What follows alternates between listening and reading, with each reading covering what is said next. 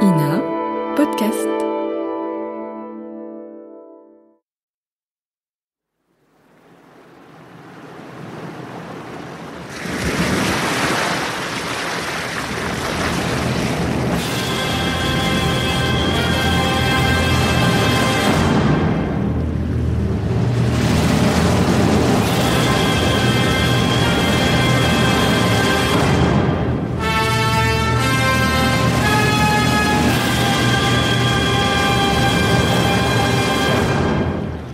Le Comte de Monte Cristo, d'Alexandre Dumas.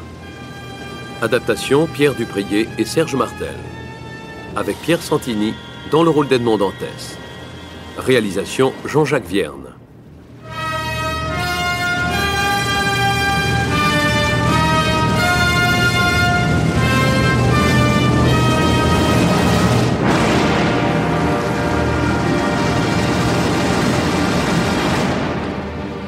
Aujourd'hui, 19e épisode, le Major Cavalcanti. Poursuivant ses visites à tous ceux qui, 23 ans plus tôt, ont été, en bien ou en mal, liés à la tragique destinée d'Edmond Dantès, le comte de Monte Cristo vient d'avoir une étrange conversation avec Héloïse de Villefort, seconde femme du procureur du roi.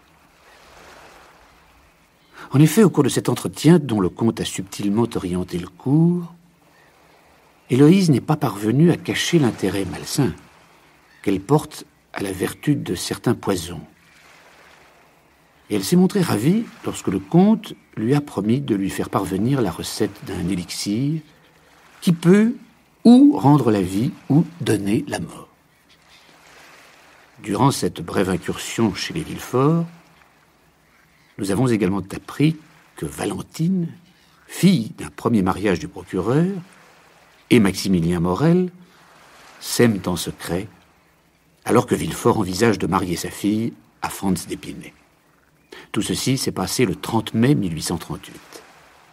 Et ce soir-là, Monte Cristo a promis à sa protégée Haydée de la mener à l'opéra afin d'y assister à la représentation de Robert le Diable.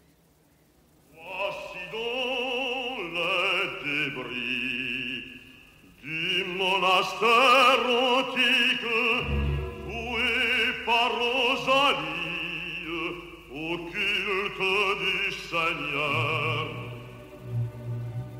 Dites-moi, mon cher Château Renaud, étiez-vous aux courses du Champ de Mars aujourd'hui ?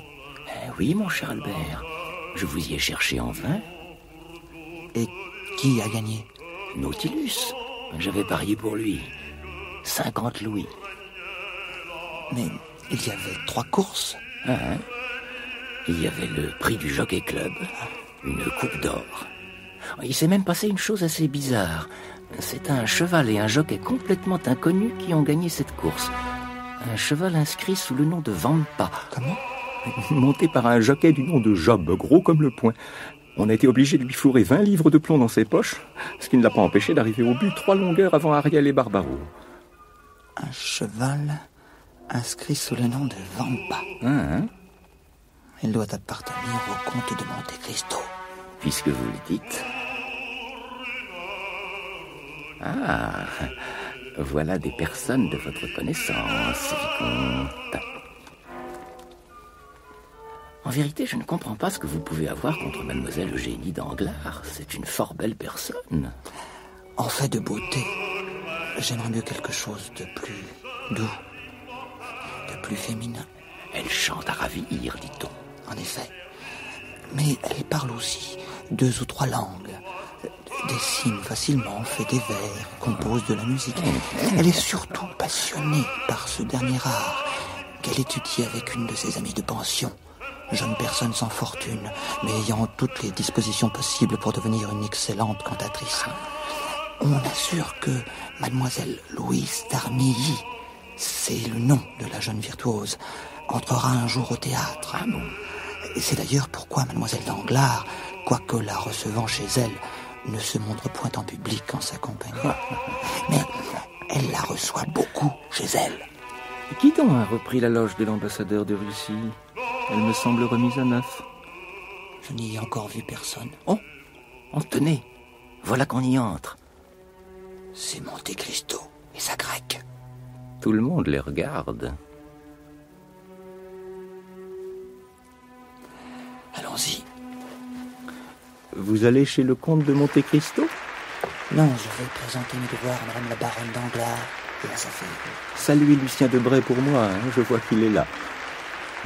L'étonnant serait qu'il n'y soit pas.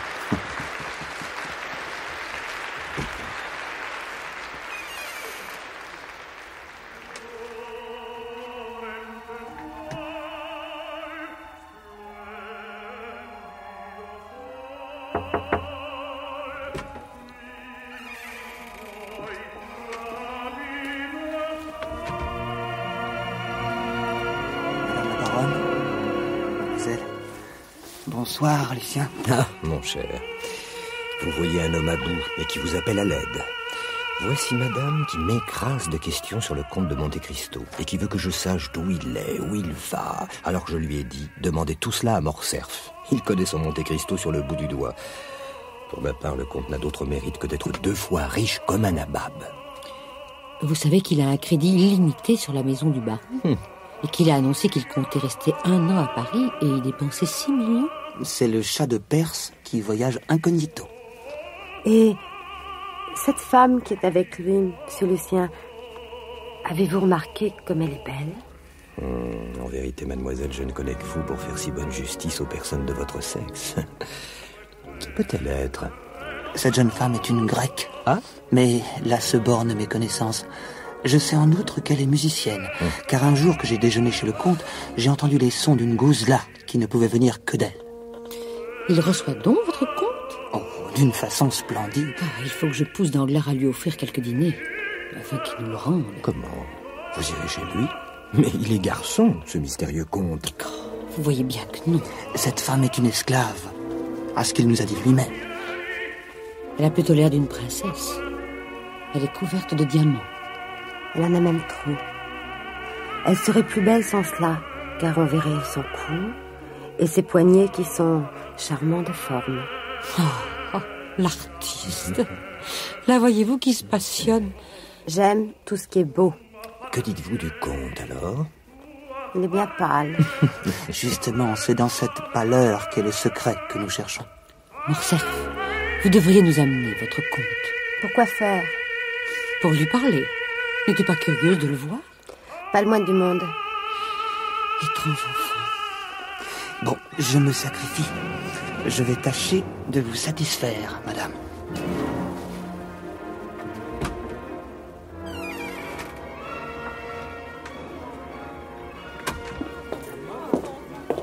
Bonsoir, vicomte.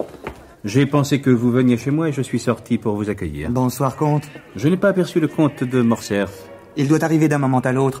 Il sera dans la loge de la baronne Danglars, qui, entre nous, serait ravie si vous lui faisiez l'honneur d'une petite visite.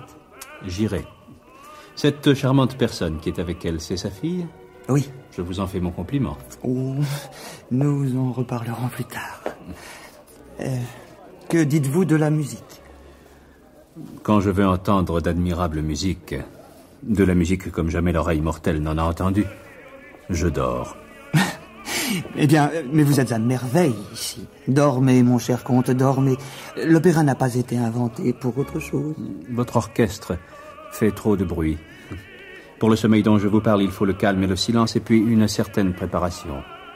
Ah, le fameux hashish. Quand vous voudrez entendre de la musique, venez souper avec moi. Et maintenant, excusez-moi, puisque la baronne souhaite ma présence. Et mon père devrait être arrivé. Oh, alors mon plaisir sera double.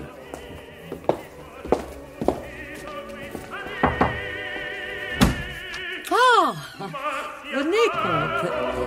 J'avais hâte de joindre mes grâces verbales au remerciement écrit que je vous ai déjà fait. Oh, madame, oublions cette misère. Oh, et moi, dois-je oublier qui a tiré mon fils des mains des bandits romains? Monsieur, je suis honteux de vous retrouver encore si reconnaissant. Madame la baronne, faites-moi l'honneur, je vous prie, de me présenter à mademoiselle votre fille. Ma fille, Eugénie, monsieur le comte de Monte Cristo. Mademoiselle. Vous êtes là avec une admirable personne, monsieur. Oui, c'est une pauvre grecque dont je suis le tuteur. Elle se nomme Haïdé. Comment? Une grecque? Ah oui, vous avez, m'a-t-on dit, comte, servi à Janina? J'ai été général instructeur des troupes du Pacha, et mon peu de fortune vient des libéralités de l'illustre chef albanais. Tiens, que vient-il donc d'arriver à votre pupille, comte? On dirait qu'elle se trouve mal.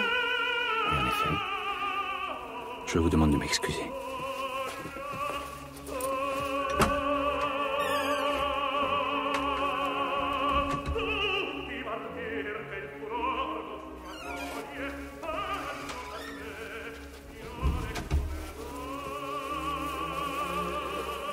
Que se passe-t-il, Haïdé?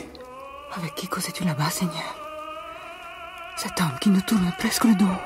Avec le comte de Morcerf, qui était au service de ton illustre père, et qui a voulu devoir sa fortune. Le misérable. C'est lui qui l'a vendu aux Turcs. Et cette fortune, c'est le prix de sa trahison. Ne savais-tu pas cela, mon cher Seigneur? J'ai entendu dire quelques mots de cette histoire, mais j'en ignore les détails. Tu m'étonneras, oui. Ça doit être curieux. Bien. Allons-nous-en.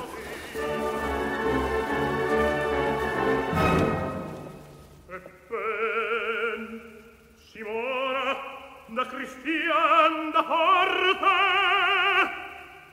mia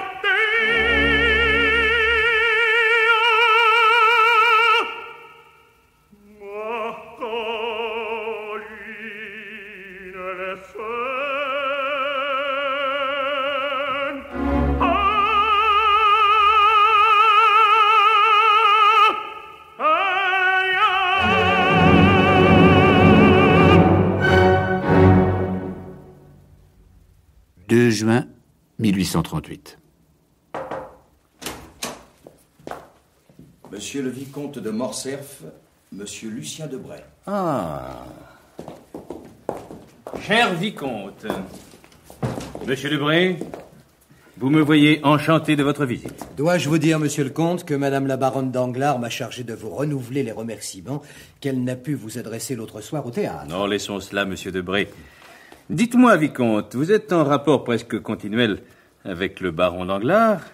Ce mariage tient donc toujours? Oh, plus que jamais. C'est une affaire arrangée.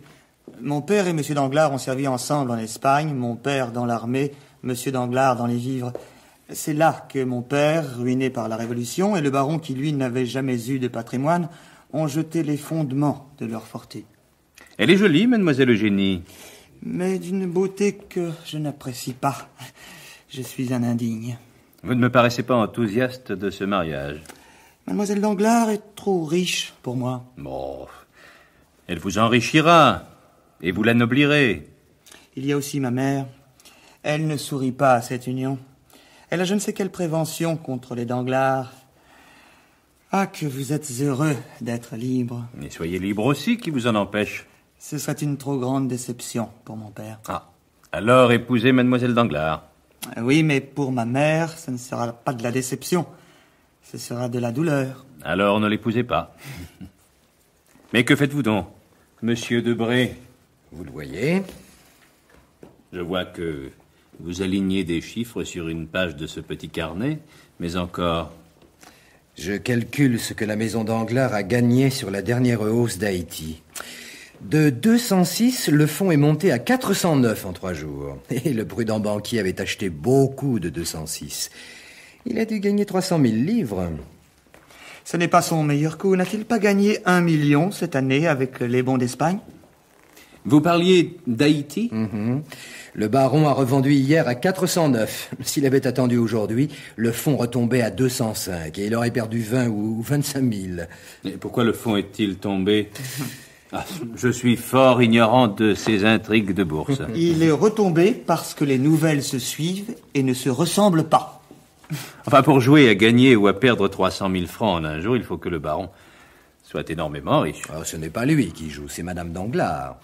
Et elle est intrépide. Mais vous qui êtes raisonnable, Lucien, et qui connaissez le peu de stabilité des nouvelles, puisque vous êtes à la source, vous devriez l'empêcher.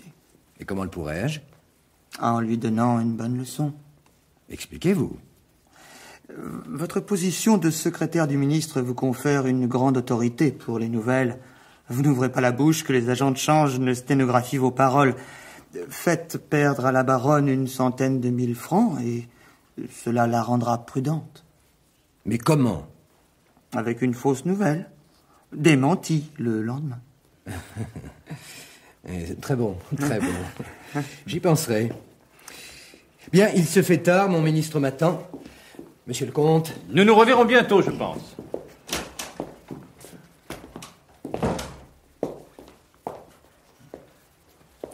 Ainsi, vraiment, la comtesse de Morcerf est contraire à ce mariage. À ce point que la baronne vient rarement à la maison et que ma mère n'a pas été 2 fois dans sa vie chez Madame Danglars. Ceci m'encourage à vous parler à cœur ouvert. Voilà, j'ai projeté de réunir, dans ma maison de campagne d'Auteuil, Monsieur et Madame Danglars, Monsieur et Madame de Villefort et quelques autres personnes. Si je vous invite à ce dîner, ainsi que le comte et la comtesse de Morcerf, cela n'aura-t-il pas l'air d'une espèce de rendez-vous matrimonial? Je ne voudrais pas contrarier votre mère, je tiens à rester au mieux dans son esprit. Oh, vous y êtes à merveille. Nous avons l'autre jour causé 1 heure de vous. Ah, bien. Pour le dîner, songez à vous munir d'un engagement antérieur qui justifiera votre absence. La réunion est fixée à samedi. Ma mère veut aller respirer pendant quelques jours l'air de la mer. Demain soir, nous partirons pour le Tréport. Qu'y a-t-il, Baptistin? Son Excellence m'avait demandé de l'avertir dès que ce visiteur serait arrivé. Ah, merci. Je ne voudrais pas vous importuner davantage. Non. J'attendais monsieur le major Bartolomeo Cavalcanti, un homme de la plus vieille noblesse d'Italie. Il m'amène ce soir son fils Andrea. Il me le confie. Je le pousserai s'il a quelque mérite. Vous m'aiderez, n'est-ce pas? Sans doute. Ah, j'oubliais. J'ai reçu des nouvelles de Franz d'Épinay. Ah. Il est toujours en Italie. Charmant jeune homme. C'est, je crois, le fils du général d'Épinay qui a été si misérablement assassiné en 1815. Oui, par les bonapartistes. Il doit épouser mademoiselle de Villefort. Et pourquoi riez-vous? Parce qu'il me semble avoir autant de sympathie pour le mariage que moi. Ah, comte, quel service vous me rendriez si, grâce à vous, je restais garçon, ne fût-ce que 10 ans. Tout est possible. Je ne voudrais pas faire attendre davantage votre visiteur. Permettez-moi de me retirer. Je vous en prie. Je vais annoncer à ma mère que nous partons pour le Tréport.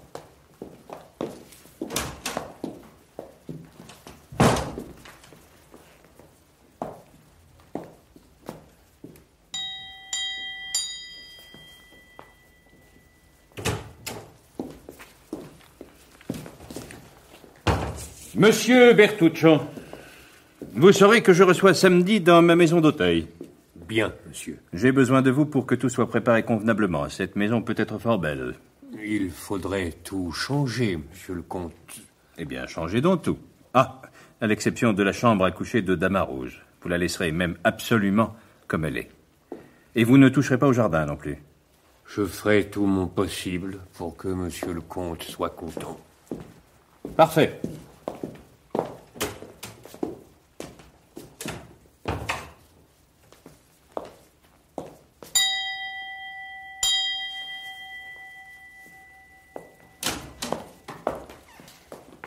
À vos ordres, Excellence. Faites entrer monsieur le major Cavalcanti. Bien, Excellence. Monsieur le major, s'il vous plaît. Monsieur le comte. Ah, cher monsieur. Soyez le bienvenu, je vous attendais. Tant mieux.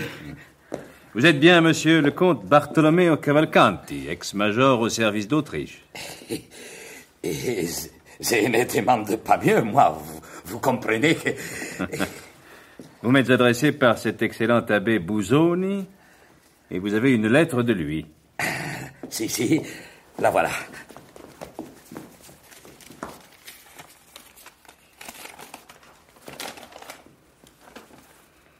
Monsieur le major Cavalcanti, de Lucques, descendant des Cavalcanti de Florence, et jouissant d'une fortune d'1 demi-million de revenus. Il y a écrit 1 demi-million? Oui, en toutes lettres, oui. L'abbé connaît toutes les grandes fortunes d'Europe. Va pour un demi-million de revenus. Et auquel il ne manquerait pour être heureux que de retrouver son fils Andrea, enlevé dans sa jeunesse par des bohémiens. À l'âge de 5 ans. Ah, pauvre père. Je lui rends l'avis, monsieur le comte, en lui annonçant que ce fils, vous pouvez le lui faire retrouver. Ah. Pour ne point causer au major Cavalcanti l'embarras de déplacer des fonds chez son banquier, je lui envoie une traite de 2000 francs pour ses frais de voyage et le crédit sur vous de la somme de 48 000 francs que vous restez me redevoir. Très bien, très bien. Oui, nous sommes en compte, l'abbé Busoni et moi. De sorte que vous me remettrez ces 48 000 francs. À votre première réquisition. Qu'y a-t-il encore, Baptistin? Excusez-moi, Excellence, le jeune homme est là, dans le salon bleu. Bien, faites-le attendre. Bien, Excellence.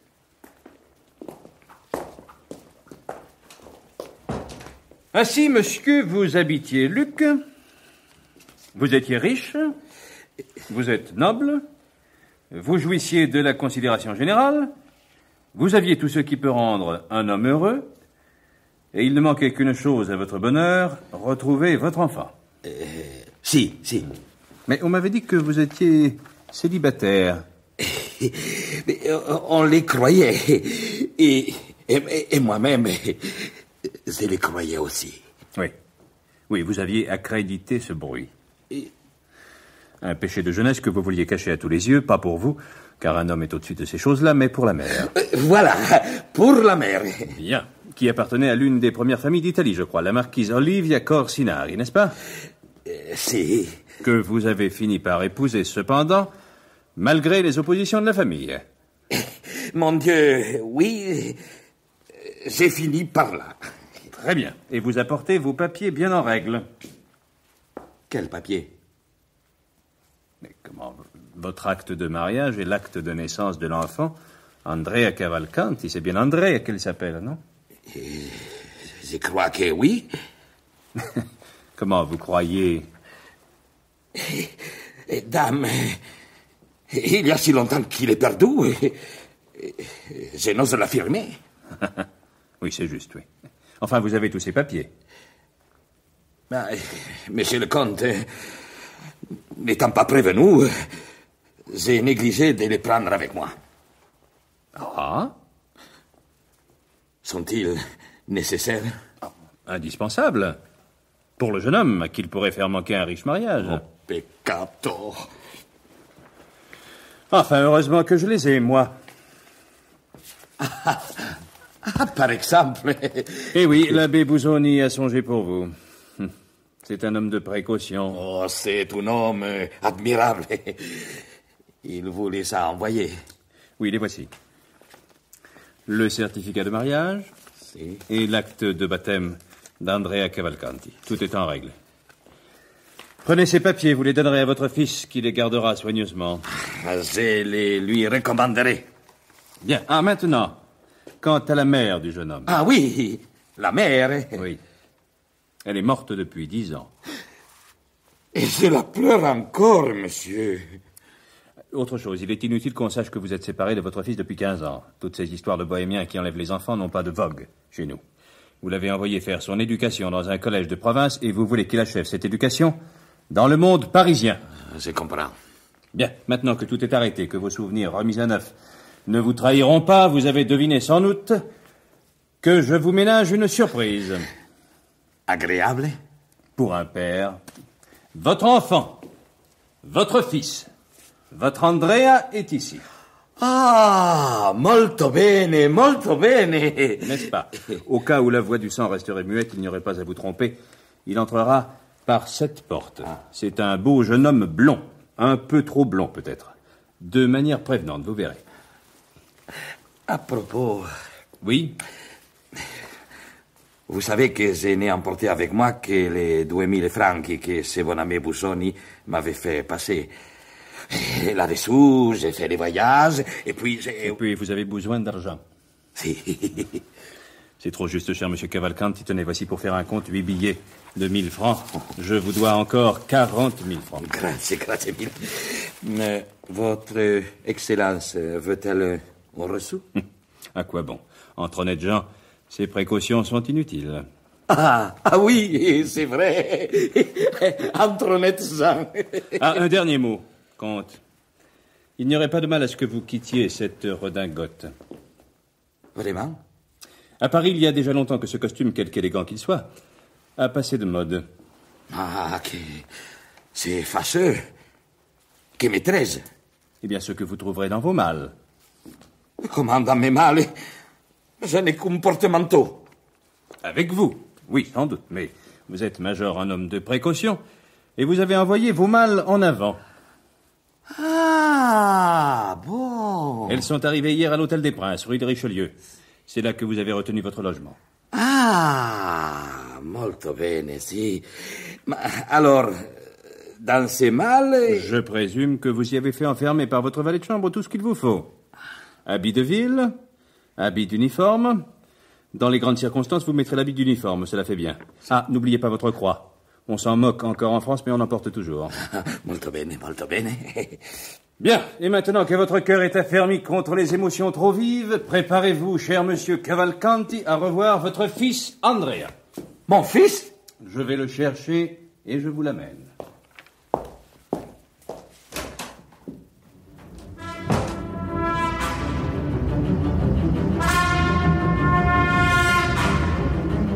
C'était Le Comte de Monte Cristo d'Alexandre Dumas.